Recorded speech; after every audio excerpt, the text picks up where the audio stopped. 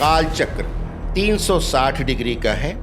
ये हमेशा घूम रहा है, यही काल का पहिया है, काल का चक्र है। Vedic is the base of all occult sciences. 8वां पक्का घर शमशान घाट है, मृत्यु स्थान है। ये मौत का घर है। मौत अंत कर देती है जिंदगी का।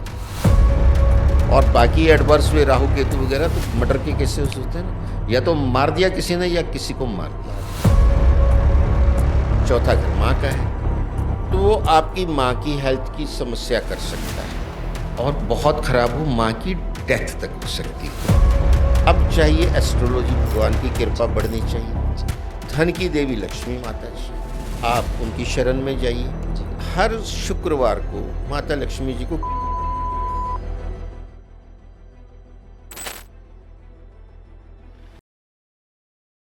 तो आज के जो गेस्ट हमारे साथ जुड़े हैं वो बहुत ही स्पेशल हैं। उनको किसी इंट्रोडक्शन की ज़रूरत नहीं है। जब भी वैदिक एस्ट्रोलॉजी और लाल किताब की बात आती है, एक ही नाम जुबा पर आता है, डॉक्टर राकेश कथुरिया जी। तो आज हमारे साथ जुड़े हैं डॉक्टर राकेश कथुरिया, वैदिक एंड लाल किताब एस्ट्रोलॉजी एक्सपर्ट। सर नमस्कार। नमस्कार सर, आज बहुत सारी चीज़ें एज अ क्यूरियस किड मैं आपके सामने बैठा हूँ। क्यूरियस किड सर, बहुत सारी चीज़ें मैं आपसे जानने वाला हूँ for my benefit and for the benefit of my audience. मैं चाहता हूँ सर, जो विद्या आपके पास है वो पूरी दुनिया तक जानी चाहिए। As we got to know कि पूरी दुनिया में आपके क्लाइंट्स हैं और बहुत सारे लोगों की आप हेल्प कर रहे हैं। आज इस पॉडकास्ट के माध्यम से इन सभी लोगों की हेल्प करने की मदद करते हैं सर। श्योर। हाँ सर, एस्ट्रोलॉजी को एक लाइन में डिफाइन करेंगे तो? एस्ट्रोलॉजी को एक लाइन में अगर डिफाइन करना चाहें तो हम ये कहेंगे कि 12 राशियां, 12 भाव, 9 ग्रह और 27 नक्षत्रों का मानव जीवन पे प्रभाव और ये अध्ययन है जी। और ये जीवन पूरी तरह ग्रहों द्वारा नियंत्रित है जी। अब वैदिक एस्ट्रोलॉजी वेदों के टाइम से चली आ रही है, वेदों के सतयुग से चली आ रही है और इसमें बड़े बड़े ऋषियों मुनियों ने अपना ज्ञान जो दिया है, जैसे जैमिनी ऋषि हैं, भृगु ऋषि हैं, अगस्त्य ऋषि हैं और अननोन अनसंग हीरो तो बहुत हैं जिन्होंने सूत्र दिए हैं। ये कुछ प्रमुख नाम हैं। पराशर जो हैं बहुत बड़े ऋषियों में आते हैं। वाराह मिहिर हैं, इनका जो योगदान है ज्योतिष के लिए और मानव जीवन पे इनके प्रभाव के लिए ग्रहों का अद्भुत है और एकदम सटीक है। और वैदिक बात करती भचक्र की, काल चक्र 360 डिग्री का है। ये हमेशा घूम रहा है, यही काल का पहिया है, काल का चक्र है। हर डिग्री 30 मिनट की है, मेष से लेके मीन तक, और 12 ही भाव हैं। हर भाव 30 डिग्री का है, मिला ले तो 360 डिग्री हो जाता है। और इसमें 27 नक्षत्र हैं, अश्विनी से लेकर लास्ट नक्षत्र जो है रेवती, बुध का नक्षत्र है, अश्विनी केतु का नक्षत्र है। इसी तरह राशियां भी ग्रहों से संबंधित हैं। अब ब्रह्मा जी ने जब ये ज्योतिष विद्या में लॉर्डशिप दी राशियों की, तो सिर्फ 7 ग्रहों को दी, जबकि ग्रह तो 9 हैं। राहु और केतु छाया ग्रह हैं और इन्होंने छल कपट से अमृत पान किया था, तो ये गर्दन कटने के बाद भी, 2 टुकड़े होने के बाद भी अमर हो गए। इनको ब्रह्मा जी ने कोई लॉर्डशिप नहीं दी। सबसे पहली राशि भचक्र की है मेष। उसको ब्रह्मा जी ने मंगल जी को दे दिया कि ये इसके स्वामी आप हैं। दूसरी राशि जो है वृषभ है, वो दे दी शुक्र को। तीसरी राशि मिथुन है, वो दे दी गई बुध को जी। तो पहली राशि जो होती है अग्नि तत्व की, दूसरी वृषभ पृथ्वी तत्व, तीसरी मिथुन वायु तत्व और चौथी राशि कर्क, ये चंद्रमा की जल तत्व की है। और इसमें पहला नक्षत्र जो आता है केतु का अश्विनी आता है और कर्क में लास्ट जो आता है अश्लेषा आता है बुध का। अब 12 राशियों में 4-4 राशियों के हमने 3 खंड बना लिए, एक खंड पूरा हो गया। इसमें 9 नक्षत्र समाहित हो गए, क्योंकि टोटल 27 हैं तो 1/3 किए तो 9 आए, यानी 4 राशियों में 9 नक्षत्र, अर्थात एक राशि में 2.25 नक्षत्र, 2.25 नक्षत्र। अब एक नक्षत्र 13 डिग्री 20 मिनट का होता है, तो 2.25 मिलाए जाएंगे तो 30 डिग्री पूरी हो गई। और अब 5वीं राशि आती है सिंह, सिंह यानी दूसरा खंड ले रहे हैं हम 4 राशियों का। ये अग्नि तत्व की है, ग्रह मंडल का राजा सूर्य इसका जो है, मेष भी अग्नि तत्व, मेष भी अग्नि तत्व की।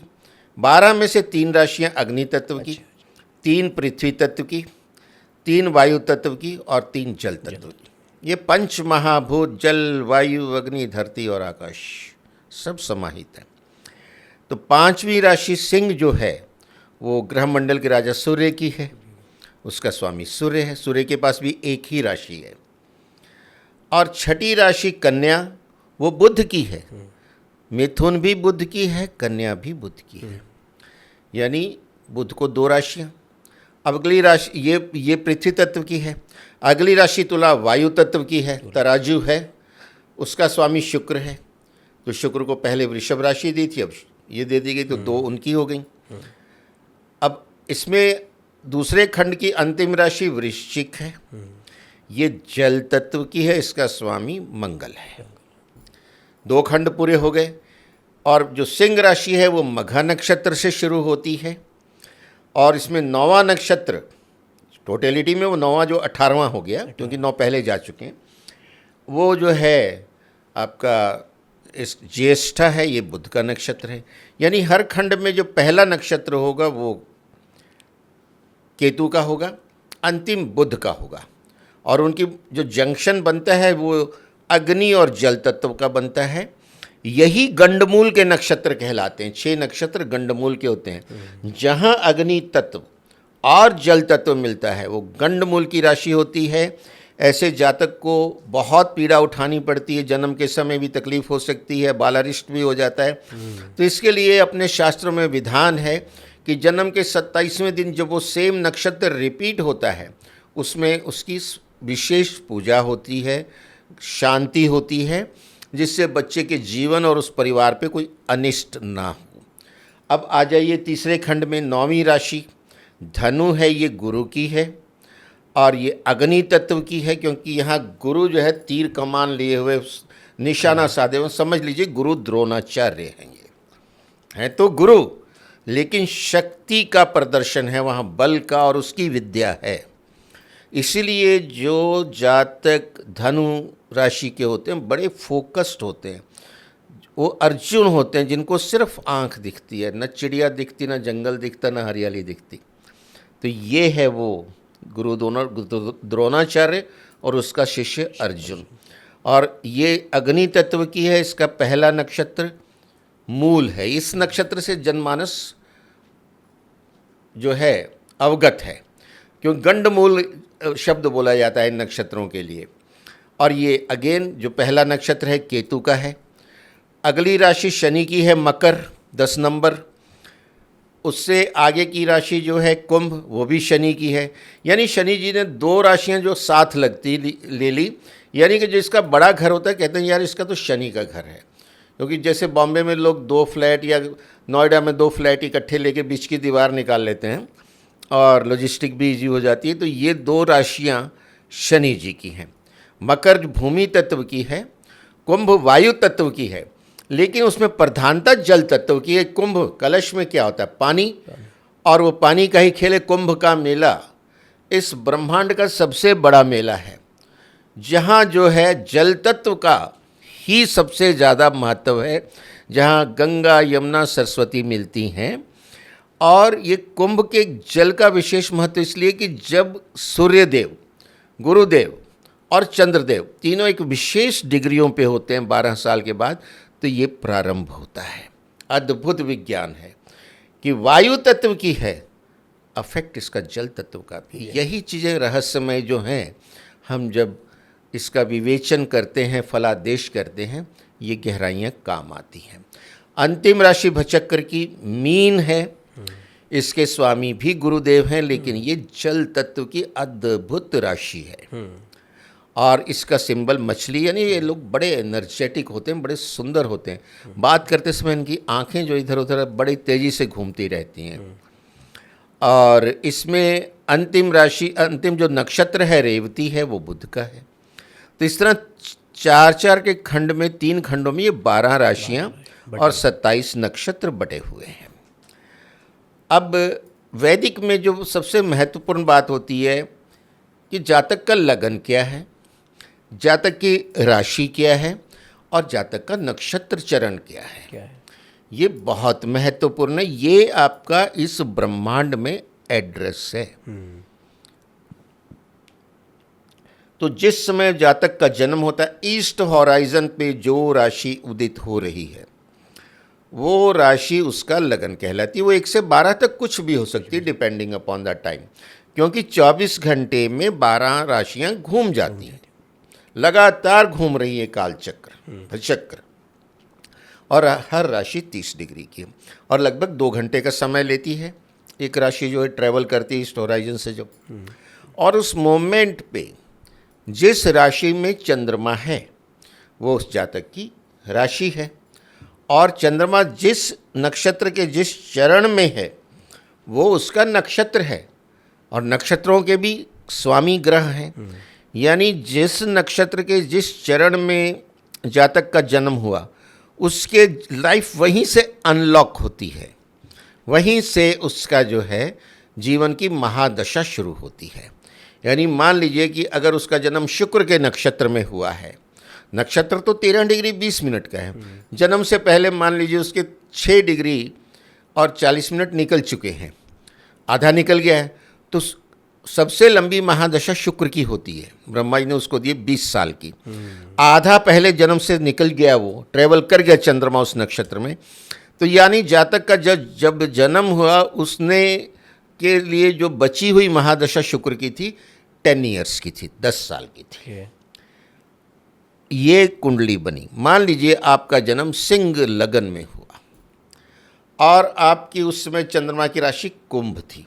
सिंह 5 नंबर ऊपर आ गया, 7वें खाने में 11 नंबर आ गया, वहाँ आपका चंद्रमा बैठा है। और मान लीजिए उसमें राहु के नक्षत्र शतभिषा में है, और राहु की जो होती है महादशा 18 साल की होती है, और वो मान लीजिए कि आपका 3/4 चल चुका है जन्म के समय, 3 पार्ट चल चुका है, तो बाकी बची हुई 4.5 साल की राहु की महादशा मिलेगी। राहु के बाद गुरु की आती है 16 साल की, गुरु के बाद शनि की आती है 19 साल की। ये सीक्वेंस फॉलो होता है जी।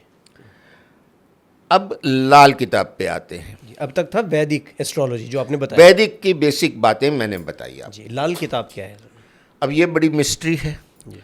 और लाल किताब का रहस्य लगभग 80 साल पहले ही उजागर हुआ है। अच्छा। ये अविभाजित भारत के पंजाब राज्य में कहीं ये किताब अरेबिक में थी, उस पर धूल जम रही थी। वहाँ एक महान विद्वान हुए, ज्योतिषी हुए, पंडित रूपचंद जी जोशी। उन्होंने इस किताब का बाई चांस उनकी नज़र पड़ी, अध्ययन किया कि ये तो मानवता के लिए बड़ी यूज़फुल है। इसमें बड़े सिंपल तरीके से समझाया है और सिंपल रेमेडीज़ हैं, नेचर से जुड़ी हुई उपाय हैं, टोटके हैं, उपचार हैं, जिससे मानवता का बड़े सरल तरीके से कम खर्चे में फ़ायदा हो सकता है। तो इन्होंने इसको जैसे जैसे अध्ययन किया, लाल किताब के अरमान 1939 में दिया, लाल किताब के फरमान, फिर 1942 में इन्होंने लाल किताब गुटका लिखा, थोड़ा सा पार्ट, गुटका मतलब स्मॉल बुक। उसके बाद अध्ययन जैसे जैसे अध्ययन करते गए लोगों में बांटते चले गए। ये नहीं वेट किया कि पूरा अध्ययन करके तब बताऊंगा। और 1952 में 1952 में बृहत्तर लाल किताब इन्होंने जनता को दे दी, जिसमें पूरी किताब का अध्ययन करके, पर वो किताब भी उर्दू और अरेबिक में ही है क्योंकि इसकी शब्दावली ही वैसी है, आज की जनरेशन को वो समझ नहीं आ सकती। तो अब लाल किताब और वैदिक में डिफरेंस क्या है, ये सबसे बड़ी मिस्ट्री है। लोग तरह तरह की बातें करते हैं। मैं आपको स्पष्ट बताता हूँ। लाल किताब ये कहती है, ना तो मैं राशि में बिलीव करती हूँ, मैंने राशि छोड़ दी, अच्छा जी। मैंने नक्षत्र भी छोड़ दिए। आप नक्षत्र राशि मैंने अभी एक्सप्लेन की, वो क्लियर हुई। अब वो ये कहते हैं कि मान लीजिए 3 डायमेंशनल कुंडली है, इमेजिन कीजिए आपने उसको समुद्र में डाल दिया, भाव तैरते रहे, ग्रह तैरते रहे, राशियां और नक्षत्र डूब गए, इसलिए इसका नाम एक समुद्रिका भी है। ओह, लाल किताब का। लाल किताब का एक नाम समुद्रिका भी है। अब वो जो बचे हुए हैं वो भाव हैं और ग्रह हैं, वो तैर रहे हैं, लेकिन जो पोजीशन पे थे वहीं तैर रहे हैं, ऐसा नहीं कि उसमें कोई घुमाव है जी अब वो सिंह लगन हमने माना था, तो 5 लिखा हुआ है ऊपर। जी। अब वो कहती मैं तो सिर्फ लाल किताब जो है काल पुरुष और विशाल पुरुष में ही विश्वास करती हूँ, जो कोई पूरा ब्रह्मांड है, काल पुरुष पूरा ब्रह्मांड है, यत पिंड तत् ब्रह्मांड। और उस ब्रह्मांड को उन्होंने इस शरीर में डिफाइन किया, देखा। और जहाँ टॉप पे जो लगन था जिसमें 5 लिखा था, वैदिक के हिसाब से 1 से 12 तक कुछ भी हो सकता है, लेकिन वहाँ उसने वो नंबर तो समुद्र में डूब गए ना, अब वो ब्लैंक है, अब वो ब्लैंक है, लेकिन सबसे ऊपर जो है वहाँ 1 लिख दिया जहाँ पहले 5 था, जहाँ 6 था वहाँ 2 लिख दिया, जहाँ 7 था वहाँ 3 लिखा, एंड सो ऑन। जहाँ बिल्कुल सामने 11 था वहाँ 7 लिखा, और यूँ घूमते हुए जो लास्ट खाना था 12, जहाँ 4 लिखा हुआ था इनिशियली, वहाँ उन्होंने लिख दिया 12। यानी ये बन गई पक्के घरों की कुंडली काल पुरुष की। लाल किताब ये कहती है पक्के घरों की। पक्के घर, उनकी टर्मिनोलॉजी है पक्के घर, धोखे के ग्रह, नकली ग्रह, बराबर के ग्रह, टक्कर के ग्रह, मतलब वहाँ टर्मिनोलॉजी थोड़ी अलग है, तो उसको समझना होता है। अब मैं मोटा मोटा आपको समझा रहा हूँ कि ये काल पुरुष की कुंडली बन गई। अब राशियाँ छोड़ दी तो कुछ तो आपको सहारा चाहिए, तो पहला पक्का घर, ग्रह तो 9 ही हैं, और 9 ग्रहों को कैसे डिफाइन करती है लाल किताब, वो मैं बताता हूँ। सूर्य है ग्रह मंडल का राजा, उसको वो कहते हैं ये भगवान विष्णु हैं। दूसरा ग्रह चंद्रमा है, ये भगवान शिव हैं। चंद्रमा भगवान शिव के मस्तक पे विराजते हैं, और चंद्रेश्वर उनका एक नाम भी है, सोमनाथ भी उनका नाम है, चंद्रमा को कहते हैं। तीसरा पक्का घर, उसका स्वामी बुध है। तो इस तरह से चलते हैं। पहला पक्का घर मंगल का, वही मेष राशि, लेकिन उसका कारक सूर्य है। और जो उनके देवता बता रहा था मैं आपको, चंद्रमा के शिव हैं तो मंगल के हनुमान जी हैं। अच्छा। बुध के माँ दुर्गा हैं, बृहस्पति के ब्रह्मा जी हैं, शुक्र की माँ लक्ष्मी हैं, शनि के भैरव बाबा हैं, काल भैरव, राहु के गणपति जी हैं, जी नहीं सॉरी, राहु की माँ सरस्वती हैं, और केतु, राहु की माँ सरस्वती, केतु के गणेश जी, गणपति जी। अब ये देवता तो हमारे सनातन के देवता ही हैं, इसलिए मैंने कहा आधार जो है लाल किताब और वैदिक का वो एक ही है, आधार एक ही है। मतलब वैदिक को ही आधार मान के लाल किताब आगे चलती है। अब पहला पक्का घर, उसका मालिक तो मंगल है और उसका कारक सूर्य है, क्योंकि सूर्य ग्रह मंडल का राजा है।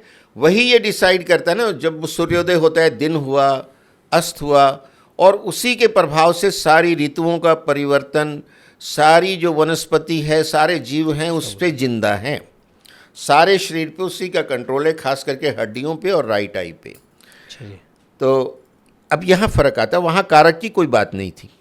दूसरा पक्का घर वो शुक्र का है, वृषभ राशि, लेकिन उसका कारक गुरु है, क्योंकि दूसरा घर आपकी वाणी मुख है, जहाँ से आप खाना खाते हैं, वाणी बोलते हैं, विचार व्यक्त करते हैं।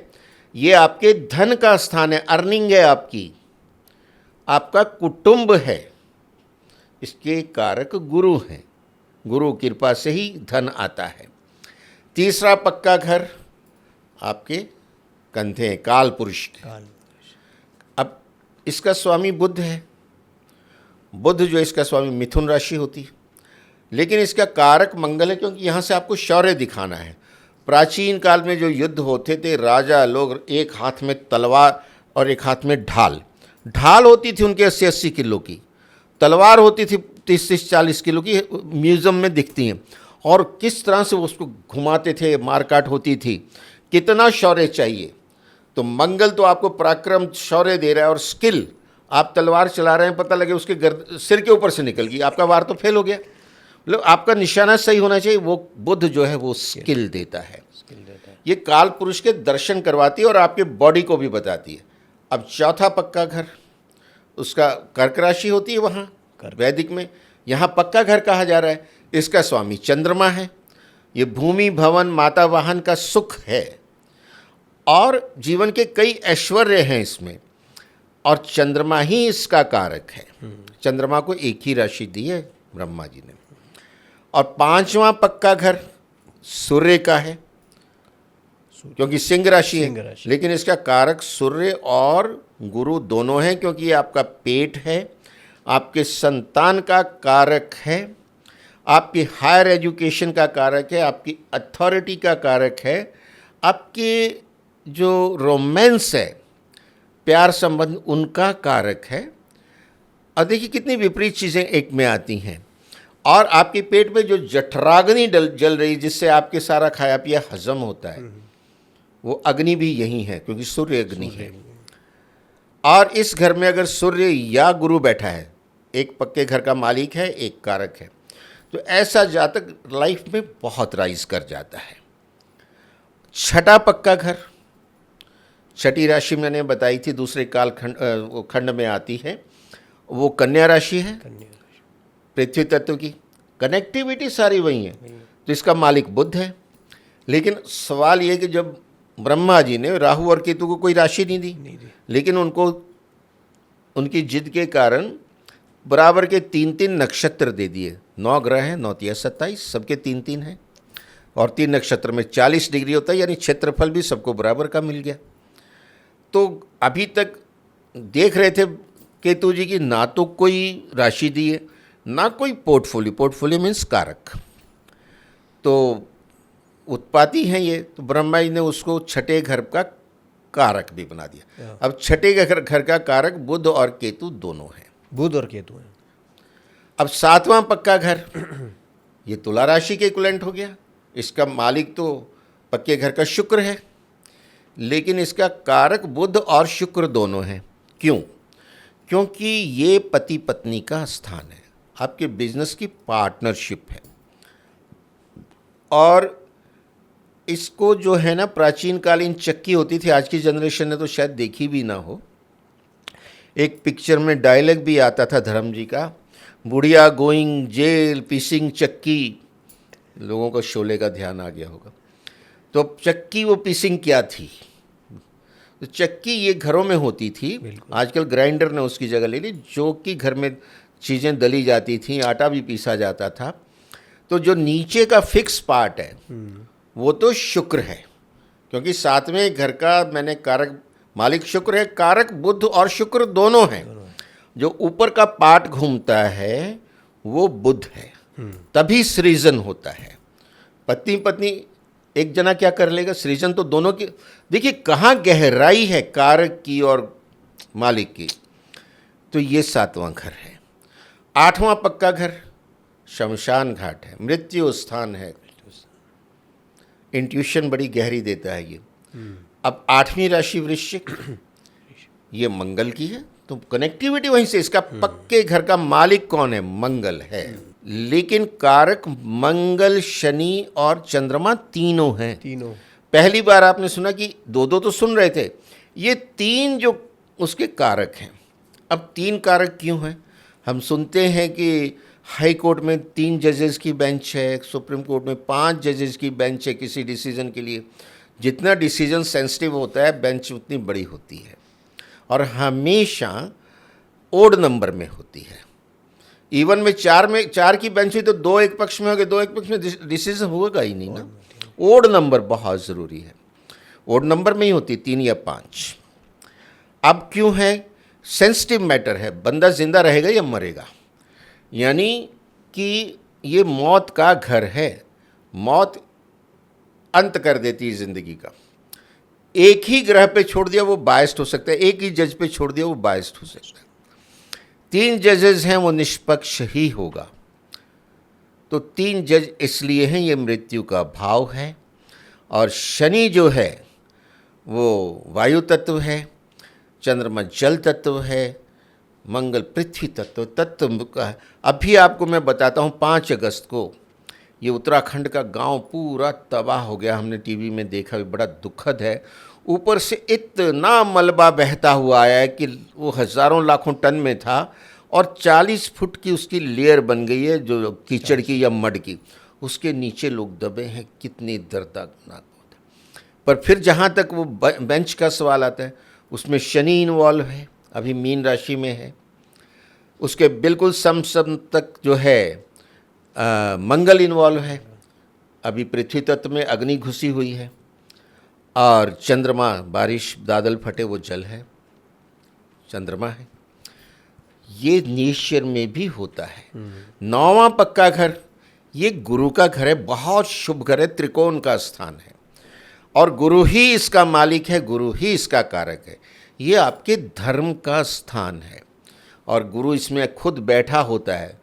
ऐसा जातक बहुत बुद्धिमान, तर्क संगत, न्याय संगत, निष्ठावान, इथिकल और जो बड़े अच्छे काम करने वाला होता है, बड़ा ज्ञानी होगा, प्रवक्ता होगा, धर्म गुरु हो सकता है, वो सलाहकार हो सकता है, मंत्री हो सकता है। तो ये गुरु जो है धर्म देता है। अगर 10वां पक्का घर चलते हैं, मकर राशि आ जाती है भचक्र में और उसका स्वामी जो है शनि है, उसका जो मालिक है शनि है और उसका कारक शनि और सूर्य दोनों हैं, क्योंकि ये आपकी रोजी रोटी है, कर्मों का स्थान है, कैसे आपकी आजीविका आएगी। इतना ही नहीं, ये जो है राजा की गद्दी है, सीनेट पार्लियामेंट जो होती है वो यहीं से देखी जाती है। अब राजा तो सूर्य है, प्रजा शनि है। अब इस घर में दोनों कारक इसलिए हैं कि राजा के बिना प्रजा में जो है अराजकता है और अगर राजा और प्रजा नहीं है तो फिर राजा का कोई महत्व नहीं है। तो इसके कारक दोनों हैं। और 10वें घर में प्रबल ग्रह बैठे होते हैं, अच्छे दृष्टियाँ अच्छी हो, जागृत हो, तो हम यहाँ तक कह देते हैं कि आप पॉलिटिक्स में बड़ी अच्छी पोजीशन पा सकते हैं या वो बड़े अच्छे एडमिनिस्ट्रेटर होते हैं, लीडरशिप क्वालिटी गजब की होती। अब 11वां पक्का घर कुंभ राशि है।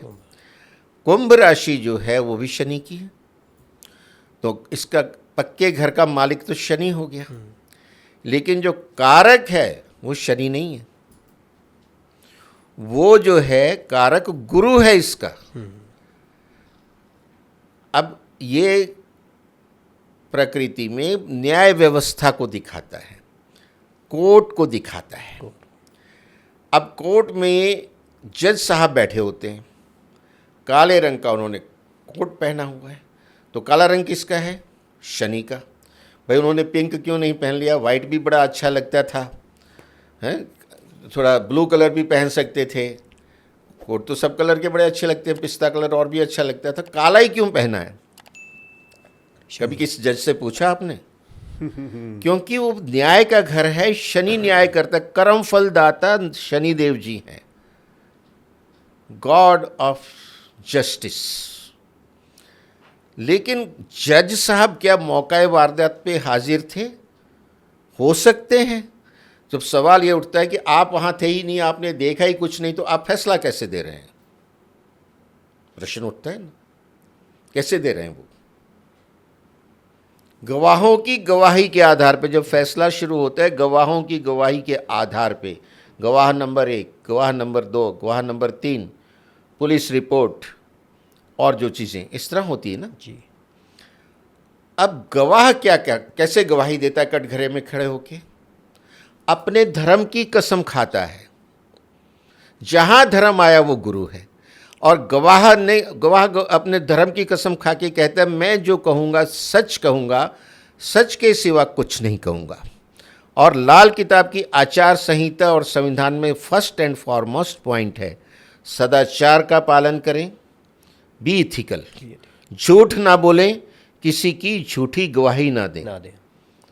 अगर आपने गवाही झूठी दे दी तो कसूरवार बच जाएगा, बेकसूर मारा जाएगा, और उसकी जो बद्दुआएं अलामत लगेगी न वो जज को छोड़ेगी और न गवाह को छोड़ेगी। इसीलिए कारक इसका गुरु है। सारा दारोमदार गवाह की गवाही पे है जी। इसलिए मालिक शनि है, जज फैसला देगा, कारक गुरु है धर्म। 12वां पक्का घर अंतिम घर है भचक्र का। मीन राशि होती है, इसके स्वामी गुरु होते हैं, पक्का घर गुरु का है। लेकिन राहु जी देख रहे हैं कि सारा निबट लिया, ब्रह्मा जी अलॉटमेंट कर रहे हैं, जैसे पोर्टफोलियो अलॉटमेंट होती है प्रधानमंत्री के द्वारा। अभी तक कुछ नहीं मिला, मिनिस्टर विदाउट पोर्टफोलियो। बिल्कुल। तो ब्रह्मा जी की तरफ वो घूरते हैं, उत्पाती तत्व हैं। जैसे यहाँ जंतर मंतर पे काले बिल्ले लगा के काले झंडे लेके बैठ के हाय तौबा मचाते हैं, बिल्कुल वही है। उस समय वही तत्व प्रभावी होते हैं। तो उन्होंने कहा कि मेरे को आपने कोई दिया नहीं, केतु को तो छठे घर का मिनिस्ट्री दे दी, कारक दे दिया, मुझे भी कुछ दो।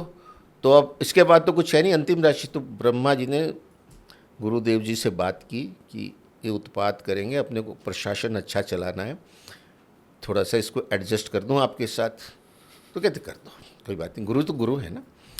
तो कहते भाई 12वें पक्के घर का जो मालिक तो गुरु जी हैं, लेकिन कारक गुरु और राहु दोनों होंगे। आपको भी कारकत्व दिया।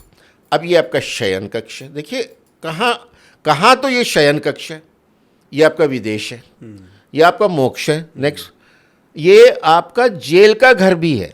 कहाँ शयन कक्ष, कहाँ जेल। अब देखिए विरोधाभास, एक ही खाने में क्या क्या चीज़ें। लंबी हॉस्पिटलाइजेशन भी है, बीमारी को भी इंडिकेट करता है। तो जब गुरु इसमें प्रभावी होंगे, आप बढ़िया कामों पे खर्चे करेंगे। जैसे आपने अच्छा दान पुण्य किया, आपने जनता की यूटिलिटी के लिए कोई हॉस्पिटल बना दिया, धर्मार्थ का और काम कर दिया, घर में अच्छे कार्य, शादी विवाह हो रहे हैं, मकान बन रहे हैं, शुभ कार्यों पे खर्च हो रहा है। और आप अच्छे ज्ञान की बातें करेंगे, लोगों का भला करेंगे, विदेशों से संबंध होंगे, आप मंत्री तक हो सकते हैं। लेकिन जब राहु इसमें अपना रोल प्ले करता है, डिपेंड करता है पूरी कुंडली की संरचना पे, तब क्या कराएगा, आपको झूठे केस में फंसवा देगा, गड़बड़ करेगा, अरेस्ट करवा देगा। वही गवाह की झूठी गवाही कैसे फंसाती है, 11वें और 12वें के कनेक्टिविटी देखिए। झूठी गवाही हुई, नहीं फंसा दिया, बाद में चेक होता रहेगा, वो भी कई बार प्रूव नहीं हो पाता। लंबी हॉस्पिटलाइजेशन, बीमारी दे देगा, लंबा जेल यात्रा करा देगा, यहाँ पैसे का नुकसान ही नुकसान है। तो ये कारक, तो ये लाल किताब में ग्रह पक्के घर का मालिक और कारक, ये कहाँ बैठे हैं, कैसे बैठे हैं, किसकी दृष्टि है, क्या कॉम्बिनेशन है। जैसे लाल किताब के कॉम्बिनेशन आते हैं अलग अलग, कि दूसरे घर में, इस लाल किताब में ग्रहों की दृष्टियाँ भी थोड़ी अलग हैं। दूसरे पक्के घर में कोई ग्रह बैठा है और छठे में बैठा है, तो दूसरे वाला किसको देखेगा, छठे घर को। छठे वाले देखेगा 12वें को, 12वें वाले देखेगा 8वें को, 8वें वाला इंटर्न उल्टी दृष्टि से दूसरे को देखेगा। देखिए आप, ये बन गया क्रॉस। और इसमें शुभ ग्रह बैठे हैं, फ्रेंडली प्लेनेट बैठे हैं, तो आपको बेनिफिट है, नहीं तो नुकसान है। तो यानी जैसे बिलियर्ड में होता है ना, एक बॉल दूसरे को मार रही है, दूसरी तीसरे को, और चौथा जाके वहाँ गया गोल में, या टकरा के वहीं रह गया। शुभ है तो गोल में गया, अचीव हो गया, टकरा के वहीं रह गए तो कोई अचीवमेंट नहीं, मेहनत बेकार जी। ग्रहों की इस तरह से एक्सप्लेनेशन आती है जी। अगर लाल कुंडली में लगन में कोई अच्छा ग्रह बैठा है, उसका मित्र ग्रह अष्टम में बैठा है, जो कि मौत का घर है, लेकिन बैठा है अच्छा, उसका दोस्त बैठा है, और 11वें घर में भी कोई अच्छा प्लेनेट बैठा है, उनके दोस्त। मान लेते हैं लगन में गुरु बैठा है, अष्टम में मंगल बैठा है, एकादश में सूर्य बैठा है, तीनों मित्र हैं। तो कहता है कि लगन में बैठा ग्रह शरीर है, अष्टम में बैठा ग्रह उसकी आंखें हैं, और एकादश उसके पांव हैं, पिंडलियां होती हैं कालपुरुष के। तो वो ऐसा जिंदगी में दौड़ेगा दौड़ेगा दौड़ेगा कि मैराथन जिंदगी की जीत जाएगा, यानी बहुत एक्सेल करेगा जिंदगी में, बहुत आगे बढ़ेगा। और मैंने बहुत सी कुंडलियों में देखा है, जबकि वैदिक इसको एक्सप्लेन नहीं कर पाती है हाँ, इतनी अच्छी तरह से। और अगर मान लीजिए कि बीच में एक ग्रह शत्रु हो गया, लगन में मैंने बोला गुरु बैठा है, अष्टम में उसके राहु आके बैठ गया या बुध बैठ गया, फिर वो आगे नहीं बढ़ेगा, ऑब्स्टेकल आ गई। या क्रूर ग्रह तीनों जो मित्र हैं बैठ जाए, राहु लगन में बैठ गया, बुध अष्टम में बैठ गया, शुक्र एकादश में बैठ गया, तीनों मित्र हैं, फिर वो राइज करेगा। लेकिन राइज किस क्षेत्र में करेगा? गलत कामों में ज़्यादा राइज करेगा, क्योंकि क्रूर ग्रह बैठे हैं। माफिया, गुंडागर्दी, बदमाशी हो सकता है इस तरह के कामों में। और आजकल अपवाद आ गया है, क्योंकि राहु पूरा जो आपका छाया ग्रह है, तो पूरा जो आज का ये इलेक्ट्रॉनिक्स है गवर्न करता है, ये मीडिया बुध गवर्न करता है। तो अगर वो सही बैठे हैं तो वो मीडिया में बहुत बड़ा नाम होगा, एक्सेल करेगा, गजब परफॉर्म करेगा। वहाँ वो नेगेटिव नहीं होगा, लेकिन कोई कहीं ना कहीं नेगेटिव खबर देके कबाड़ा कर दिया करेगा। कुछ हैं पत्रकार इससे आपने देखे होंगे। तो ये बड़े गहरे रहस्य हैं प्रकृति के, लाल किताब से जो एक्सप्लेन होती हैं चीज़ें। माय गॉड कथूरिया साहब, आप मतलब मेरे तो गूज़बम्स आ गए, आपने ऐसी ऐसी चीज़ें बताई literally. And I am really glad कि आज हम लोग साथ में बैठे हैं, आप हमारे समस्त बैठे हैं, और आपके माध्यम से हम सभी को ये विद्या ट्रांसफ़र कर पा रहे हैं, बता पा रहे हैं। सो नाइस ऑफ यू कि आप यहाँ पर आए। बहुत सारी चीज़ें अभी आपकी बातों में से निकल गई। आई वॉज मेकिंग नोट्स, मैं लिटरली नोट्स बना रहा हूँ। अब उससे पहले उन चीज़ों से पहले क्विकली हमने कहा वैदिक ज्योतिष है, वैदिक एस्ट्रोलॉजी है, बेस है, वहाँ से सारी चीज़ें शुरू हुई हैं, वो सतयुग से चलता आ रहा है। समझ में आ गया सर। लाल किताब सब 80-90 साल पहले अपना जोशी जी थे, उन्होंने चीज़ों को करा और बताया और उसको ट्रांसलेट करके आगे चीज़ों को करा। तो बेस तो वैदिक ही है ना सर, उसके ऊपर तो कुछ जी है हाँ, वैदिक is the base of all occult sciences. All occult sciences, सबकी माँ है ये। बिल्कुल जननी यही है। ठीक है जी। तो जितनी भी बातें कथूरिया साहब हमने अब तक करी, पिछले इतने टाइम से आप बता रहे हैं, दोनों के बारे में बहुत डिटेल में आपने लाल किताब और वैदिक के बारे में बताया। मुझे ऐसा लग रहा है कि आपने धर्म की बात करी, और तो प्रश्न मेरा ये है कि हिंदू धर्म या फिर वैदिक धर्म के बाहर के लोगों के लिए क्या ये ज्योतिष काम नहीं करेगी, और इंडिया के बाहर के लोगों के लिए क्या ये ज्योतिष विद्या काम नहीं करेगी? ज्योतिष में एक बड़ी बात कही जाती है, ये देश काल और परिस्थिति पे चलती है जी। पूरा ग्रहों का प्रभाव, आप ब्रह्मांड में कहीं भी रहते हो, कहीं भी पूरा प्रभाव है, माने या ना माने, माने या ना माने, ये मैं बता दूं, प्रभाव पूरा है जी। और हो सकता है कि उनके लोकल जो अपने रिलीजन हैं, प्रैक्टिसेस हैं, उसमें वो किसी तरह से इनको मतलब मान के और कुछ ना कुछ करते हों, उसका शांति करते हों, उपाय करते हों, वो हर एक धर्म में कुछ ना कुछ है।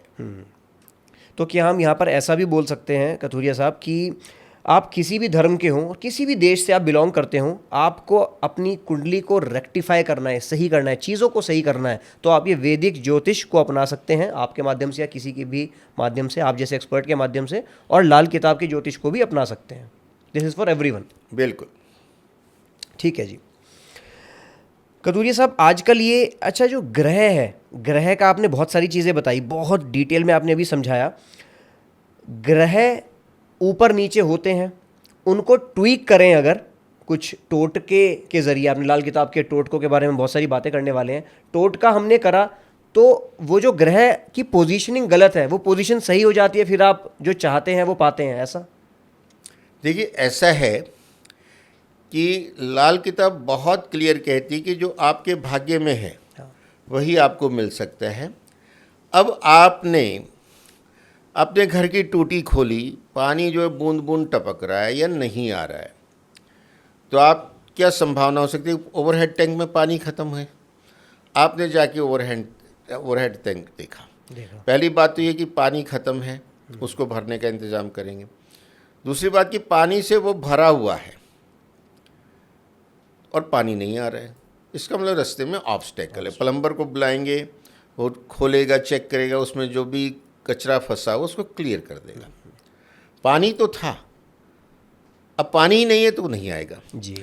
आपके भाग्य में जो लिखा हुआ है वो रुकावट है कहीं ग्रहों की, ग्रह सो गए हैं, भाव सो गया है, तो लाल किताब उसके उपाय और टोटके बताती है। नेचर से जुड़े हुए वो कर देने से उसके जो फल आपको अच्छे मिलने लग जाते हैं, और वही वर्ष फल के उपाय होते हैं, लाल किताब के उपाय होते हैं, कुछ स्पेसिफिक समस्याओं के होते हैं। जैसे मैं उदाहरण देता हूँ कि आपके चौथे घर में राहु आ गया, पक्के घर में तो अब ये तो चंद्रमा का घर है, तो राहु वहाँ आ गया तो चंद्रमा को पीड़ित करेगा, क्योंकि ये तो ग्रहण लगाता है, राहु केतु ग्रहण लगाते हैं, चौथा घर माँ का है, तो वो आपकी माँ की हेल्थ की समस्या कर सकता है। आपकी जो भूमि भवन वाहन है, गाड़ी का एक्सीडेंट हो सकता है, सडनली एक्सीडेंट होता है, आग लगती गाड़ी। लोग आजकल सुन रहे हैं, पलट रही हैं कितने कितने लोग, आजकल तो ये बहुत है, क्योंकि नेचर में जो कम्बिनेशन आया वो वही फेवरेबल नहीं है। अच्छा जी। अच्छा, आपके पता लगा कि लैंड की कोई लिटिगेशन करवा दी, केस बन गया, लोगों की 50-50 साल पुरानी ली हुई ज़मीन पे लिटिगेशन हो जाए, तो पता लगा कि आपने उस रिजर्व कैटेगरी की ज़मीन खरीद ली थी जो कि बिक ही नहीं सकती, और पता लगा कि 3 बार बिक चुकी, तीनों उसमें लपेटे में आ गए। एक तो चेन वहाँ रजिस्ट्रेशन में है, इस तरह के केस होते हैं जी। और बहुत ख़राब हो, माँ की डेथ तक हो सकती है कि माँ की भी हेल्थ ठीक नहीं चल रही। अब बताइए, इतना बड़ा लाइफ को रिस्क हो गया। बिल्कुल। अब ग्रह तो आ गया, क्योंकि ग्रह लाल किताब में आपके हर जन्मदिन पे ग्रह अपनी पोजीशन चेंज करते हैं। अच्छा। With respect to your original horoscope. Lal Kitab का एक टेबल है कि पहले आपके लगन में जो ग्रह है आपके 30वें साल में कहाँ चला जाएगा, 12वें वाला कहाँ चला जाएगा, 8वें वाला कहाँ जाएगा, वेल डिफाइंड है। फिर देखा जाता है कि ग्रह की पोजीशनिंग होने के बाद वो फेवरेबल है या अनफेवरेबल। जैसे हम डिस्कस करें, राहु चौथे में आया, अनफेवरेबल है। अब राहु को अपने से दूर भेजना है, तो राहु का जो अनाज है वो जौ है, हमारे जो हवन में यूज़ होता है। अब वो जौ को हम नदी में प्रवाहित कर देंगे, और डे टाइम में करना है हमेशा सूर्य की प्रेजेंस में, रात को उपाय करने खतरनाक हो सकते हैं। तो आपने नदी में प्रवाहित कर दिया। अब 4 किलो जौ में तो लाख दाने हो जाएंगे जी। वो बहते हुए चले गए, यानी सिंबॉलिकली राहु को आपने अपने से दूर भेजा। अब वो दाने फूलेंगे वहाँ पानी से, कौन खाएगा? मछलियाँ। ये जीव जंतु जब खाएंगे तो आपके तो पुण्य हो गया, आपने उनको फीड कर दिया, उनकी दुआएं लगेंगी। तो ये जो नेगेटिविटी, राहु जो अशुभ फल देने वाला था आपको, वो नलीफाई हो जाएगा। माय गॉड, कितना सरल है। 4 किलो जौ 200 रुपये में आते हैं, 50 रुपये किलो के लगभग का रेट है। और यही आपके राहु चौथे में बैठा है, वैदिक के हिसाब से बड़ा जटिल हो जाता है। इसकी पूजा पाठ, मंत्र जाप 72,000 मंत्र हो जाते हैं इसके, उसका दशांश हवन हो जाता है।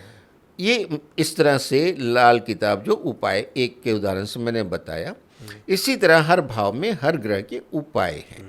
पंचम में जैसे आपके मंगल आ गया, दिमाग है, मंगल में फर्नेस आ गई, दिमाग गर्म होगा, टेंशन होगी, नेगेटिविटी होगी, आप क्रोध करोगे, झगड़े कर लोगे लोगों से। बहुत सरल उपाय बताता है कि सोते समय आपके सिरहाने में पानी रख लीजिए, मान लीजिए तांबे की लोटी में भर के रख लीजिए, और सुबह उठते ही आपकी जो पलंग की साइड टेबल पे रख लीजिए, और सुबह उठते ही किसी पेड़ की जड़ में या पौधे में डाल दीजिए। अच्छा, पीना नहीं है? पीना नहीं है, वो आपके की जो आपकी दिमाग की गर्मी है उसको उसने पानी बहुत जो है जल्दी जो आपकी नेगेटिव ऊर्जा को एब्जॉर्ब करता है। पानी की ये बड़ी खासियत है। तभी जो सागर किनारे के, नदियों किनारे के स्थान जो हैं वो बड़े ही प्रोग्रेस किए हैं। प्राचीन काल से नदी घाटी सभ्यता होती थी, पानी में बहुत शक्ति, जल ही जीवन है। तो वो नेगेटिविटी सूख जाता है। आपने उसको डाल दिया पेड़ पौधे की जड़ में, आपकी नेगेटिविटी प्रकृति में डाइल्यूट हो गई, आपको ठंडक आने लगेगी। क्या बात है। आपका कोई खर्चा हुआ, पहले वाले में तो 200 का खर्चा हुआ था, इसमें हुआ 2 रुपए का खर्चा भी। मतलब ये अद्भुत उपाय निकाले हैं, नहीं तो बंदा लड़ता झगड़ता साल भर रह जाएगा जी। किसी से भी झगड़ लेगा। और बाकी एडवर्स हुए राहु केतु वगैरह तो मर्डर के केसेस होते हैं ना, या तो मार दिया किसी ने या किसी को मार दिया। बिल्कुल। ये बड़ी गहराइयाँ हैं इसकी। So dangerous. डॉक्टर कथूरिया, आपने जैसे ये पार्टनरशिप ब्रेक की बात करी, थोड़ा सा इसको और डिटेल में जाते हैं। जैसे बिजनेस के अंदर पार्टनरशिप्स ब्रेक हो रही हैं, या फिर विज़ विज़ घर के अंदर जो स्पाउस रिलेशन है पार्टनरशिप ब्रेक हो रही है, डाइवोर्सेस हो रहे हैं, या फिर बिजनेस में पार्टनरशिप ब्रेक हो रही है, इन दोनों में उन दोनों की कुंडली, इसके बारे में क्या उपाय आप बताएंगे? देखिए, ये इंडिविजुअल कुंडली पे डिपेंड करता है। 7वां घर स्पाउस का है। अच्छा। और यहाँ अगर क्रूअल प्लैनेट बैठ गया, वो विच्छेद कारक होते हैं। जैसे लगन में राहु बैठ गया, 7 में केतु बैठ गया। अब इनको भगवान विष्णु ने सुदर्शन चक्र से 2 पीस किया था। हाँ। तभी ये अमृत पी के अमर तो हो गए थे, पावर तो आ गई। अब इन्होंने धमकी दे दी कि जहाँ हम बैठेंगे हम विच्छेद ही करेंगे। तो 7वां घर पति पत्नी का हुआ, वहाँ केतु आया, वो विच्छेद कारक है। मैंने देखा है ऐसी कुंडलियों में शादी बहुत लेट होती है जी, 35-40 तक जाती है। अगर हो गई तो 99.99% में वो तलाक ही होता है, आपस में उनकी बनती नहीं है, डोमेस्टिक वायलेंस हो जाता है। Very true. उसी तरह अगर शनि भी वहाँ बैठा है, शनि भी विच्छेद कारक है। भाई शनि की कुंडलियाँ इतनी खतरनाक होती हैं। अब ममता बनर्जी की कुंडली बहुत ज़बरदस्त कुंडली है, मेष लगन की, पक्के घरों की प्राकृतिक रूप से कुंडली है। वाओ। क्योंकि हर 24 घंटे में एक बार तो 1 नंबर आएगा ना ऊपर, तो अपने आप पक्के घर हो गए। वो प्राकृतिक रूप से कन्वर्ट करने की ज़रूरत ही नहीं है। वो लाल किताब और वैदिक दोनों के लिए सेम एप्लीकेबल है। ममता की वो कुंडली है। अब उसके 7वें भाव में शनि बैठा है, उच्च का, तुला राशि का। 4th में गुरु बैठा है, उच्च का, कर्क राशि का। 2 जबरदस्त पंच महापुरुष योग हैं, हंस योग और शश योग जी। अब शनि की महादशा वो राज कर रही हैं। लेकिन 7वां भाव जनता का भी है, पार्टनरशिप का भी है, पति पत्नी का भी है। यानी शनि ने उनकी शादी होने ही नहीं दी। बताइए। और इसी तरह मैंने एक पुरानी बहुत फेमस एक्ट्रेस थी, उसकी कुंडली देखी जो नेट पे अवेलेबल है, क्योंकि उससे देवानंद बहुत प्यार करते थे। शादी के लिए एग्री हो गए थे, उनकी फैमिली वालों ने नहीं होने दी, जो सुरैया की माँ और नानी ने, वो सब कहानी आती है। मैंने देखा कुंडली तो देखूँ मैं इसकी, नेट पे जो अवेलेबल थी, मैंने बने 7वें भाव में शनि बैठा है। यानी 7वें में बैठा शनि या तो शादी होने नहीं देता, होगी तो बहुत लेट होगी, और टूटने की 90% चांसेस है। अब ये ग्रहों की ऐसी फितरत है जी। मंगल बैठा हो जाए तो वो तो फरने से आग लगा देता है, मंगलिक भी हो गया। सूर्य बैठा हो तो नहीं होने देता। अब ये भाई कालचक्र तो घूम रहा है, उस 7वें भाव में आएंगे ही आएंगे दिन में 5 बार। अब करें तो क्या करें? एक तो कुंडली का प्रॉपर मिलान हो, दूसरा लाल किताब में हर ग्रह के उपाय लिखे हैं, उस कुंडली के हिसाब से आप शादी के समय वो उपाय कर लीजिए, तो कुछ हद तक चीज़ें अच्छी हो सकती हैं। और सबसे बड़ी बात यह है कि आपस की अंडरस्टैंडिंग और रिस्पॉन्सिबिलिटी एंड इथिक्स, अगर वो पालन करते हैं तो ज़िंदगी चलेगी। नहीं तो टूटते, आजकल हम देख रहे हैं तमाशा हो गया है, आम बात हो गई है। आम बात हो गई है। और इस पे एक बड़ा प्रसंग मुझे याद आता है। स्वामी दयानंद सरस्वती, जिन्होंने आर्य समाज की स्थापना की थी, उनका एक आश्रम था बड़ा, वहाँ शिव मंदिर भी था, शिव जी के वो बड़े भगत थे। उनके आश्रम में देश विदेश सब जगह से लोग आया करते थे। तो एक फॉरेनर आया, कुछ दिन उनसे वो जो शिक्षा लेते थे योगा की और प्राणायाम की और धर्म की, तो वो देखता था कि लड़कियां जो हैं बहुत ज़्यादा शिव पूजन करती हैं, लड़के कोई कोई आते हैं, यंग गर्ल्स। तो उन्होंने पूछा स्वामी दयानंद जी से कि ये लड़कियां ही ज़्यादा क्यों आती हैं, लड़के तो बहुत कम दिखते हैं। तो कहते ऐसा है कि ये विवाह योग्य लड़कियां हैं, ये भगवान शिव को प्रार्थना करती हैं पूजा करके कि इनको वर अच्छा मिले। तो उन्होंने कहा फिर ये बात तो लड़कों पे भी लागू होती है। ये बात हम 150-200 साल पुरानी बात कर रहे हैं, उनको भी करनी चाहिए। कहते नहीं, उनको ज़रूरत इसलिए नहीं है कि यहाँ लड़कियाँ 100% अच्छी होती हैं, जो भी मिलेगी अच्छी मिलेगी। पर भाई मैं आज अपने युवकों को कहना चाहता हूँ कि ये उस समय की बात थी। आज की परिस्थिति देखते हुए आप भी शिव पूजन करें, 16 सोमवार के व्रत रखें ताकि आपको पत्नी अच्छी मिले। जी, ये जो 16 सोमवार के व्रत है ना सर, हमें ऐसी धारणा बनी हुई है कि ये तो फीमेल ही रखेगी पति के लिए, अच्छी नहीं, पति वो के तो स्वामी दयानंद जी ने भी कहा था जी। लेकिन अब परिस्थितियां ऐसी हैं कि मैं तो युवकों से निवेदन करूंगा कि भाई तुम भी कर लो, सब कर लो, 16 सोमवार के व्रत, शिव जी को प्रार्थना कर लो कि लड़की अच्छी मिले, क्योंकि स्वामी दयानंद वाला कॉन्सेप्ट तो अब सब देश काल परिस्थिति से बदल गया है। बदल गया, पूरी तरह बदल गया। कतूरिया साहब फिर भी व्रत करा, सारी चीज़ें करी, स्पाउस आई या आया, साथ में जुड़े, मिले, गाड़ी आगे चली, फिर भी अगर टकराव है तो कोई एक ऐसा ऑन द गो अगर कोई टोटका हो जो बिना कुंडली देखे एक सरल हो, यूनिवर्सल हो कुछ। देखिए, उसके लिए एक टोटका तो ये है कि वैसे तो कुंडली के अध्ययन से होना चाहिए। बिल्कुल। एक आप चांदी का सॉलिड हाथी बनवाइए जो 60 ग्राम प्लस का हो, मान लीजिए लगभग 100 ग्राम का, सूंड नीचे हो, राइट लेग आगे हो, और उससे लगभग डबल साइज की चांदी की डब्बी बनवाइए जिसका ढक्कन हो, बॉक्स। अच्छा।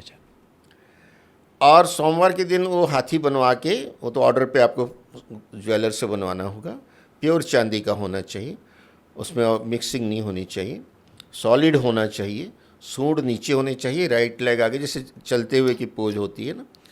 और उसको कच्चे दूध गंगा जल में नहला के चांदी की डिब्बी में रख दो, और चांदी की डिब्बी को गंगा जल से भर के ढक्कन बंद। अब हर सोमवार को ओपन करो, जितना पानी कम हो गया उसको टॉप अप करते रहो। पानी कम होगा, सूखा पानी तो सूखता रहेगा, रहेगा। तो उसका टॉप अप कर दो, और ये अपने घर के मंदिर में अच्छी जगह में रख लो, बेडरूम में रख लो। दूसरा यूनिवर्सल ये कि आपस की अंडरस्टैंडिंग अच्छी रखो, एक दूसरे को टाइम दो। आजकल लड़कियां भी वर्किंग हैं, अब पता लगा कि वो लड़का भी 10 बजे आ रहा है ऑफिस से, वो भी 10 बजे आ रही है, एक दूसरे के लिए टाइम नहीं, भाई तो फिर शादी क्यों की है? और ज़िंदगी का पर्पज़ क्या है कि सिर्फ पैसा कमाना और प्रमोशन ले लेना और आगे बढ़ जाना? ये चीज़ भी तो साइड बाय साइड सही होनी चाहिए। परिवार और सृष्टि का सृजन और आगे संसार चलेगा कैसे? ब्रह्मा जी ने इसीलिए तो पावर डेलीगेट की जी। इनिशियली तो सारे ब्रह्मा जी खुद बनाते थे एक एक करके, आपने सुना होगा माइथोलॉजी। ब्रह्मा जी परेशान हो गए, उन्होंने इसीलिए तो ये सब कुछ करके शरीर ऐसा बना दिया, पावर डेलीगेट कर दी कि अब आप अपने आप पैदा कर लो, सृष्टि चलनी चाहिए। तो उस चीज़ को समझना होगा, एक दूसरे के लिए समय निकालना होगा। एक और मैं बताऊं, परिवार में हमारे प्राचीन काल से भगवान सत्यनारायण की कथा होती थी हर परिवार में पूर्णिमा को। वैसे तो उसमें लिखा है कोई भी दिन में करो आप, और वो आपको भी अगर आपने पढ़ी हो कथा तो 5 अध्याय हैं। उसमें जो है धर्म के प्रति आस्था, आपस का कमिटमेंट, किसी से झूठ नहीं बोलना, क्योंकि झूठ बोला पूरा नहीं किया तो उसकी फल कैसे भुगत रहे हैं। तो ये जो है सदाचार का पालन करें, झूठ ना बोलें, झूठी गवाही ना दें। तो सदाचार और सत्य, भगवान सत्यनारायण की कथा होती, झूठे नारायण की कथा होती नहीं है, और झूठ लंबे समय तक चलता नहीं है। तो परिवार के सदस्य महीने में एक बार समय निकालें, भगवान सत्यनारायण की कथा सब मिलकर साथ में बैठ के करें। इसमें मैनिफेस्टेशन भी है, कमिटमेंट भी है, ज्ञान भी है, धर्म भी है कि अगर आपने कमिटमेंट पूरी नहीं की तो क्या है, और कर ली तो आपको मैनिफेस्टेशन जो किया वो मिल गया।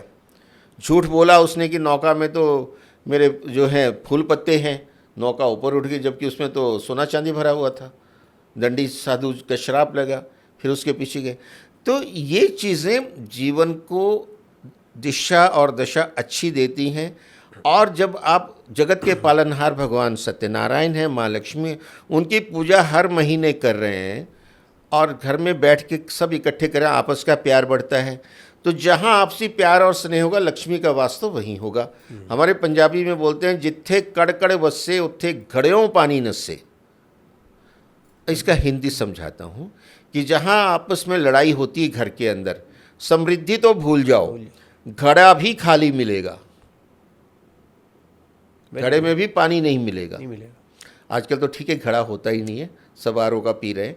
भावार्थ को समझिए, भावार्थ हमेशा में चलता है, शब्दार्थ बदलते हैं। बिल्कुल ठीक, क्या बात है डॉक्टर कथूरिया। शादी पहले मान के चलिए नहीं हो रही थी, अब हो गई, अब 2 लोग साथ में हैं। संतान उत्पत्ति, सर मेरे खुद के कुछ फ्रेंड्स हैं, सारी मेडिकल रिपोर्ट्स A1, दोनों की, हस्बैंड वाइफ दोनों की मेडिकल रिपोर्ट्स A1। आज से नहीं, लगभग एक फ्रेंड को तो 1.5-2 साल हो गए A1 क्या Ankit, I don't know what's happening, सब कुछ परफेक्ट है। डॉक्टर ने दवाइयाँ चलाई, दवाई चला के अब डॉक्टर की दवाइयाँ भी बंद हो गई, मतलब एवरीथिंग इज सॉर्टेड, नहीं हो रहा। तो उसमें क्या टोटका काम कर सकता है? उसमें एक तो ये उसका मैं बता दूं कि उसमें उनका मेंटल लेवल मैच नहीं होता है। ओह, मेडिकल मैच हो रहा है, मेंटल लेवल भी मैच होना बहुत ज़रूरी है संतानोत्पत्ति के लिए। वाह, वो नहीं मैच होता है, वो भी कराना होता है।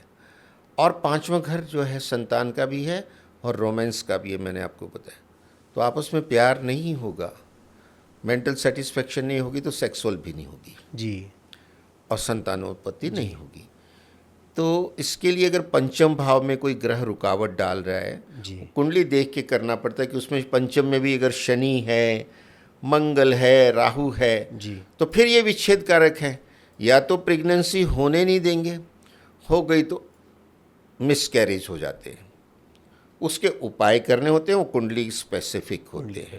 सही बात है सर। फिर भी for the benefit of audience, कुंडली स्पेसिफिक होते हैं, we are on the same page. Doctor Kathuria बिल्कुल सही बात आप बोल रहे हैं, क्योंकि 2 लोगों की कुंडली दूसरे 2 लोगों से एकदम डिफरेंट होंगी, ये सर हमें बात समझ में आ रही है। फिर भी कुछ यूनिवर्सल जो वो अभी से कुछ शुरू कर सकें तुरंत आपकी बात सुन के। बिल्कुल, मेरा अपना अनुभव है और ये भगवान की कृपा से कईयों को इसमें सफलता मिली है। घर में लड्डू गोपाल की स्थापना करें ओह, और प्रतिदिन हस्बैंड या वाइफ कोई भी गोपाल सहस्त्र नाम का पाठ करें और प्रार्थना करें। मैंने देखा है लोगों को 3-4 साल में रिजल्ट मिले हैं और कईयों को मिले हैं, कईयों के तो जुड़वा हो गए। जी बिल्कुल। और मैं बताऊं आपको एक बड़ी कैजुअल सी बात, जी, कि मैं कुछ साल पहले उदयपुर घूमने गया था, तो टैक्सी हायर की थी। तो मैं जब भी कहीं जाता हूँ, मेरे तो कॉल्स आती रहती हैं क्लाइंट्स की, एस्ट्रोलॉजिकल टॉक चलती रहती है, दुनिया में कहीं भी जाऊँ। तो वो ड्राइवर सुन रहा था कि ये बात कर रहे हैं एस्ट्रोलॉजिकली। तो जहाँ जहाँ जो पिकनिक स्पॉट थे, टूरिस्ट स्पॉट घुमा रहा था, वो एक्सप्लेन भी कर रहा था।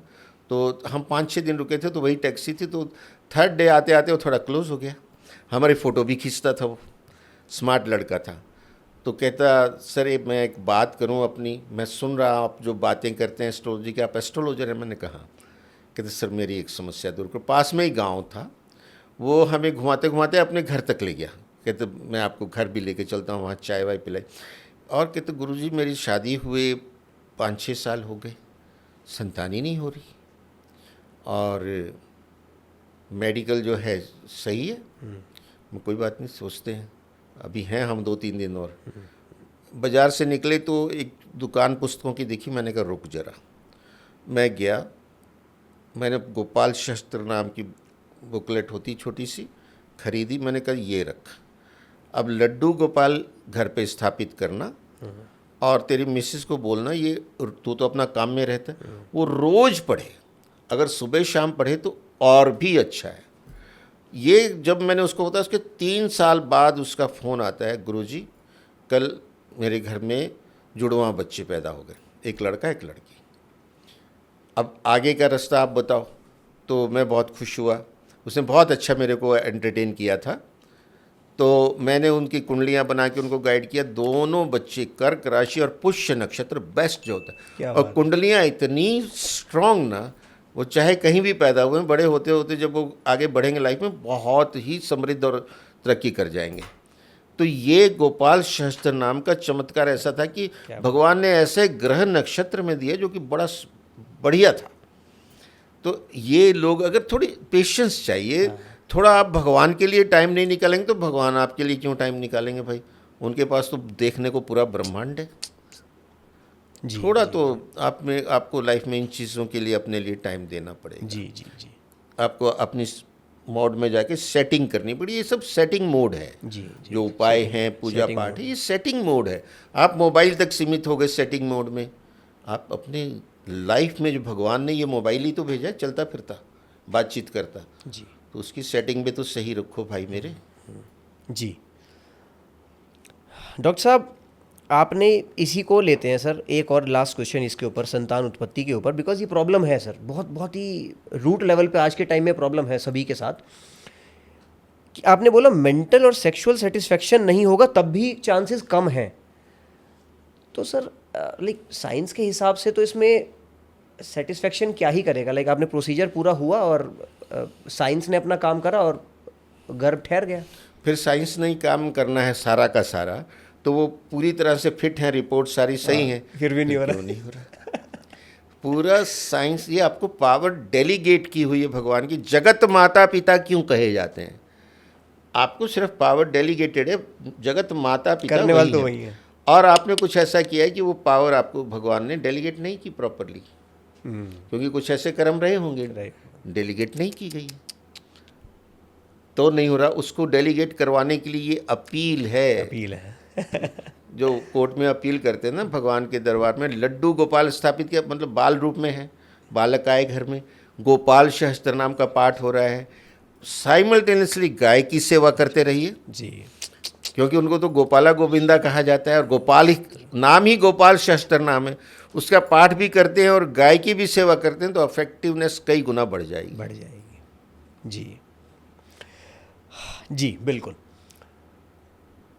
डॉक्टर साहब, शादी हो गई, अब शादी के बाद एक्स्ट्रा मैरिटल, ये भी एक बहुत बड़ा रूट कॉज है। पहले वेस्टर्न सभ्यता से चलता आ रहा है, अब हमारे इंडिया के मूल रूप से रूट कॉज में घुस चुका है बहुत बुरी तरह। पहले मैं कॉरपोरेट में मैंने 5 साल काम करा डॉक्टर साहब, उसके बाद लगभग 8-9 साल government of India ministry of finance में मैंने काम करा। अब मैं अपना बिजनेस रन कर रहा हूँ, तो हर तरह की दुनिया देखी है, बिजनेस देखा है, गवर्नमेंट जॉब में अच्छे लेवल पे काम किया और कॉरपोरेट में लगभग हर जगह। ऑफ कोर्स कॉरपोरेट में सबसे ज़्यादा कल्चर था एक्स्ट्रा मैरिटल का।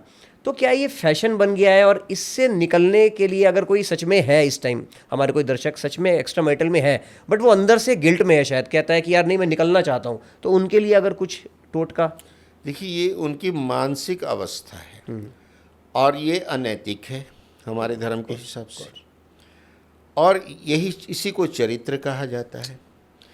और आजकल मैं देखता हूँ कि शादी से पहले ही बॉयफ्रेंड गर्लफ्रेंड जो सब अफेयर हो रहे हैं, और एक एक नहीं कई कई हो रहे हैं, ये समाज को खराब कर रहे हैं। और ये जो विच्छेद हो रहे हैं ना, उनमें एक कारण ये भी है जी, इस तरह के अफेयर्स।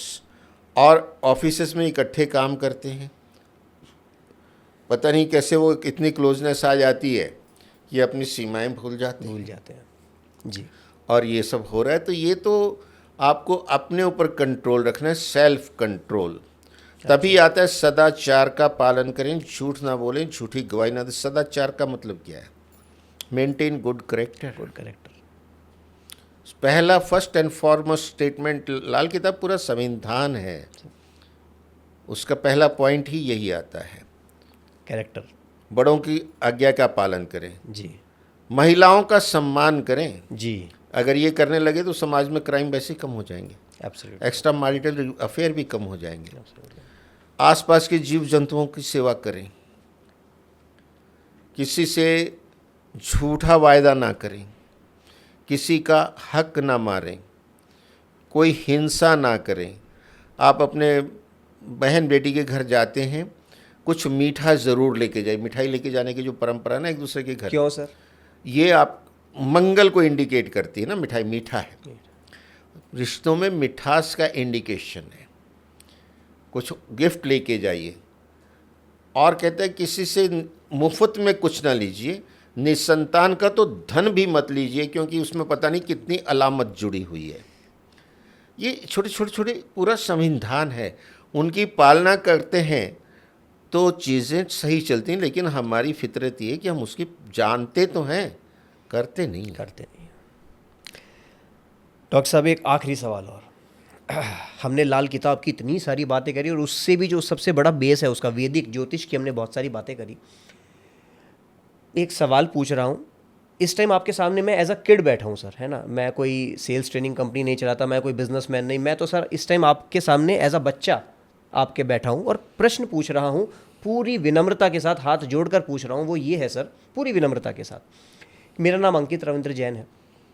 2011 में मैंने MBA करा, जितना मैंने सोचा उतना मैंने पाया। MBA करा, मैंने कॉर्पोरेट जॉब पकड़ी, उसमें मैंने सफलता हासिल करी, 3-4 प्रमोशन लिए, 2 जॉब्स बदली। फिर मैंने सोचा गवर्नमेंट कुछ एग्ज़ाम क्लियर करते हैं, मैंने एक अच्छा लेवल का एग्ज़ाम क्लियर करा, मैंने जो सोचा फिर से मैंने उसको पाया।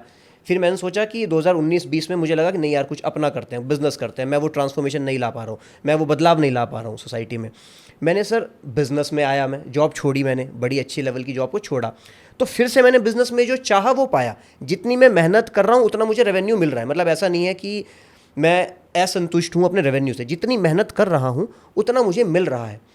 तो सर पूरी विनम्रता के साथ ये पूछता हूँ कि ये वैदिक किताब या वैदिक ज्योतिष क्या भला करेगा इस ऐसे एक इंसान का, अंकित जैसा कोई एक इंसान है। आपका बिजनेस सेटिस्फैक्ट्री चल रहा है, अब उसमें आपको वृद्धि चाहिए, तो हर एक को अपने बिजनेस में वृद्धि चाहिए। You are not an exception. आज भी सुबह बिल गेट उठता है तो देखता है और मैं क्या आगे बढ़ सकता हूँ। राइट। एलन मस्क देखता है तो क्या और मैं एडअप करूँ जो मेरा रेवेन्यू और प्रॉफिट बढ़े। सबका यही हाल है। हम आप क्या चीज़ है? जी जी जी। उसके लिए you should have disciplined life. If you have disciplined life, life will give you decency and dignity. 100%. And if you take it in a casual way, you are bound to get casualty. Choice is yours. तो life पहले तो आपकी पूरी discipline होनी चाहिए। आगे बढ़ना है तो सूर्य की तरह का अनुशासन चाहिए। और आज की जो साइंस टेक्नोलॉजी आपके बिजनेस में लगती है वो अपडेट होनी चाहिए। बिल्कुल। रूल रेगुलेशन जो लगते हैं अगर एक्सपोर्ट इंपोर्ट में है तो दूसरी कंट्रीज़ के वो अपडेट होने चाहिए। ये तो हो गया लॉजिक। अब चाहिए एस्ट्रोलॉजी, भगवान की कृपा बढ़नी चाहिए जी। अब धन की देवी लक्ष्मी माता जी हैं, आप उनकी शरण में जाइए जी। हर शुक्रवार को माता लक्ष्मी जी को खीर का भोग लगवाइए, लाल फूल समर्पित कीजिए और सीजनल फ्रूट समर्पित कीजिए, पंचमेवा समर्पित कीजिए, उनको प्रार्थना कीजिए जैसे माँ और बच्चे आमने सामने बैठे हैं, और श्री सुक्तम का पाठ कीजिए। ये ऋग्वेद की 16 ऋचाएँ हैं और हो सके तो हर 3 महीने में एक बार आप माँ लक्ष्मी की पूजा करते हुए ये श्री सुक्तम का हवन करें, खुद या पंडित से करवाएं। आप देखिए चीज़ें बदलने लगेंगी। और इसके पहले मैं आपको मेंशन कर चुका हूँ कि सपरिवार हर महीने भगवान सत्यनारायण की कथा कीजिए। उसमें मैनिफेस्टेशन क्या है? लकड़हारा भी कहता मेरी इनकम बढ़े, वैश्य भी कहता मेरी इनकम बढ़े, आप भी तो वही कह रहे हैं, हर कोई वही कह रहा है। राजा भी कहता मेरा किंगडम अच्छा चले। सारा कुछ है उसमें। हम अपनी जड़ों को भूल गए हैं अंकित जी। हम अगर अपनी जड़ों में वापस नहीं जाएंगे, अपने सनातन से नहीं जुड़ेंगे, तब तक हमारा भला नहीं हो सकता है। और सनातन ही सत्य है, सत्य ही सनातन है, और सिर्फ एक मात्र सनातन है जो ये कहता है विश्व का कल्याण हो, प्राणियों में सद्भावना हो। ये तो नहीं कहते भारत का कल्याण हो और मानव जाति में सद्भावना हो। लाल किताब कहती है ना, आसपास के जीव जंतुओं को विश्व का कल्याण हो, प्राणियों में सद्भावना हो। मतलब कोई बैरियर नहीं है जाति धर्म देश का। सर्वे भवन्तु सुखिनः सर्वे सन्तु निरामय। मैं अकेला सुखी हूँ और आसपास के दुखी हैं तो मेरा सुख किसी काम का नहीं। तो इतनी बड़ी सोच, इतनी वैश्विक स्तर की, ब्रह्मांड के स्तर की सोच पे है, तो वो सत्य सनातन है, सनातन सत्य है। इस इतनी बात अगर मानने लग जाए विश्व, तो विश्व में आज कोई ये युद्ध और समस्या होगी ही नहीं। बड़ी सरल सी बात है, बड़ी तर्क संगत, न्याय संगत और धर्म संगत बात है। डॉक्टर राकेश कथूरिया जी, सर एस्ट्रोलॉजी, आज तक मैं अपना एक्सपीरियंस बताता हूँ क्विकली, आज तक मैंने एस्ट्रोलॉजी को बहुत दूर से बस देखा है, फील तो कभी करा ही नहीं। आज लगभग 37 साल का मैं हो गया हूँ, आज पहली बार मैं एस्ट्रोलॉजी को इतने नज़दीक से फील कर पा रहा हूँ, इसकी ताकत को फील कर पा रहा हूँ। कारण है सिर्फ आप, और मैं चाहता हूँ कि ये फीलिंग आप सबके अंदर एज एन ऑडियंस जानी चाहिए, करोड़ों लोगों तक ये फीलिंग पहुंचनी चाहिए, सो दैट उनका भी भला हो सके, वो अपनी जड़ों से जुड़ सके और उनका भला हो सके, मानव जाति का भला हो सके। सर धन्यवाद, थैंक यू आने के लिए और इतना समय हमें देने के लिए, बहुत बहुत धन्यवाद सर। आपका भी बहुत बहुत धन्यवाद, और मुझे भी आपसे वार्तालाप करके बहुत अच्छा हुआ, और हमारे बताए उपायों से लोगों का कल्याण हो, यही हमारी शुभकामनाएं हैं। Thank you sir. जय श्री राम। जय श्री राम।